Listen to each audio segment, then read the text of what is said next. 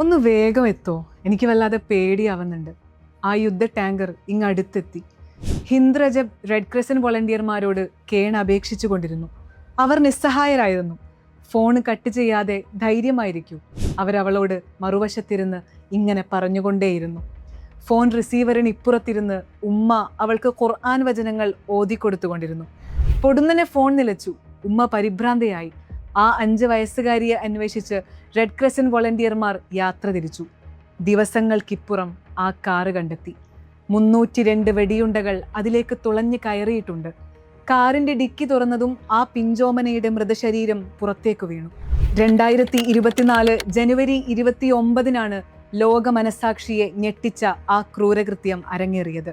Israel ആക്രമണങ്ങളിൽ നിന്ന് രക്ഷ തേടി കുടുംബാംഗങ്ങൾക്കൊപ്പം തെക്കൻ ഗസയിലേക്ക് കാറിൽ യാത്ര തിരിച്ച ഹിന്ദ് രജബ് എന്ന 5 വയസ്സുകാരി സൈന്യത്തിന്റെ ക്രൂരമായ വെടിവെപ്പിൽ കൊല്ലപ്പെടുന്നു.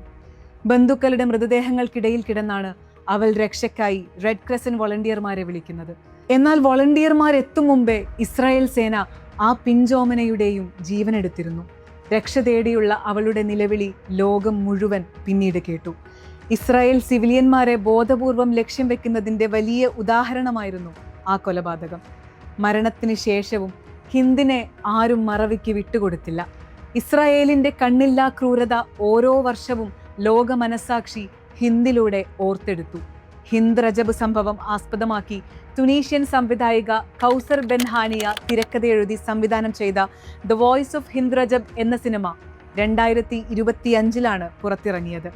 2025 സെപ്റ്റംബർ 3-ന് 82ാമത് വെനീസ് അന്താരാഷ്ട്ര ചലച്ചിത്രോത്സവത്തിലെ പ്രധാന മത്സര വിഭാഗത്തിലാണ് ചിത്രം ആദ്യമായി പ്രദർശിപ്പിച്ചത്. ഗ്രാൻഡ് ജൂറി പ്രൈസും മറ്റ് 6 അനുബന്ധ പുരസ്കാരങ്ങളും വെനീസ് ഇന്റർനാഷണൽ ഫിലിം ഫെസ്റ്റിവലിൽ ചിത്രത്തെ തേടിയെത്തി. പിന്നെയും ഒരുപാട് പുരസ്കാരങ്ങൾ സിനിമയ്ക്ക് ലഭിക്കുന്നുണ്ട്. 2025 ബെസ്റ്റ് ഇന്റർനാഷണൽ ഫീച്ചർ ഫിലിം വിഭാഗത്തിൽ ഓസ്കാർ നോമിനേഷനും ചിത്രത്തിന് ലഭിച്ചു. ലോകത്തെ പല രാജ്യങ്ങളിലും ചിത്രം പ്രദർശിപ്പിച്ചു. അതേസമയം ഇന്ത്യയിൽ ചിത്രത്തിന് പ്രദർശനാനുമതി ലഭിച്ചിരുന്നില്ല. ഇന്ത്യയും ഇസ്രായേലും തമ്മിലുള്ള നയതന്ത്ര ബന്ധത്തെ ബാധിക്കുമെന്ന് ആശങ്ക പ്രകടിപ്പിച്ച് സെൻട്രൽ ബോർഡ് ഫിലിം സർട്ടിഫിക്കേഷനാണ് ചിത്രത്തിന് പ്രദർശനാനുമതി നിഷേധിച്ചത്. അതേ തുടർന്ന് വലിയ പ്രതിഷേധങ്ങളാണ് അരങ്ങേറിയിരുന്നത്. ഫെബ്രുവരിയിലാണ് സിനിമ CBFCയിൽ അനുമതിക്കായി നൽകിയത്. മുംബൈയിലെ ജയ് വിരാട എന്റർടൈൻമെന്റ് ആയിരുന്നു വിതരണം ഏറ്റെടുത്തിരുന്നത്. എന്നാൽ സിനിമ വൈകാരികത ഉണർത്തുന്നു എന്ന് ചൂണ്ടിക്കാട്ടിയാണ് ഏറെക്കാലം തടഞ്ഞുവെച്ചത് എന്ന് ജയ് വിരാട എന്റർടൈൻമെന്റ് ഉടമ മനോജ് നന്ദ്വാന പറഞ്ഞു വെക്കുന്നുണ്ട്. നിയമ പോരാട്ടങ്ങൾക്കൊടുവിൽ ഒരു വെട്ടിത്തിരുത്തലുമില്ലാതെ പിന്നീട് ചിത്രത്തിന് പ്രദർശനാനുമതി ലഭിച്ചു. 3 മാസം നീണ്ട കാത്തിരിപ്പിനൊടുവിൽ കഴിഞ്ഞ ജൂൺ 19-നാണ് ചിത്രം ഇന്ത്യയിലെ തിയേറ്ററുകളിൽ പ്രദർശിപ്പിച്ചത്.